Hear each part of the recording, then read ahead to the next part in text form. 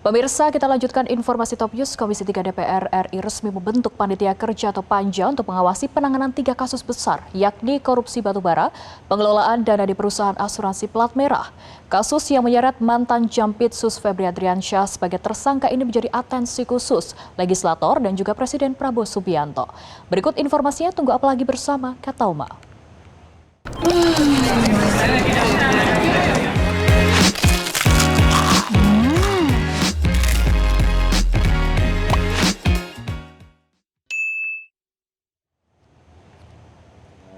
PKS dan Pak Hinca Panjaitan menitipkan pesan bahwa beliau sepakat dengan rapat hari ini ya, dan akan menyepakati kesimpulan pimpinan tadi bahwa hari ini kita sudah melakukan koordinasi juga sebagai fungsi kita di DPR ya.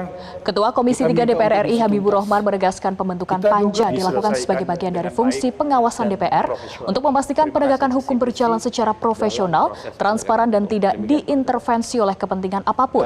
Habibur Rahman juga menyatakan panja akan melakukan pengawasan langsung terhadap proses penyidikan, termasuk saat penggeledahan dan penyitaan barang bukti untuk memastikan seluruh proses berjalan transparan dan akuntabel. Selain itu, pemirsa, DPR juga mengingatkan agar Polri, Kejaksaan dan lembaga penegak hukum lain tetap solid, serta tidak terjadi konflik antar institusi dalam menangani perkara korupsi. Komisi 3 juga meminta Kejaksaan Agung membentuk tim penyidik yang independen dan bebas dari afiliasi dengan pihak-pihak yang sedang diperiksa agar penyidikan berjalan objektif. Pak Hinca Panjaitan menitipkan pesan bahwa beliau meminta Kejaksaan Agung agar membentuk tim penyidik independen untuk mengusut kasus yang diduga melibatkan saudara FA ya, yang terbentuk dari tim yang steril dari pejabat dan tidak terafiliasi dengan saudara FA.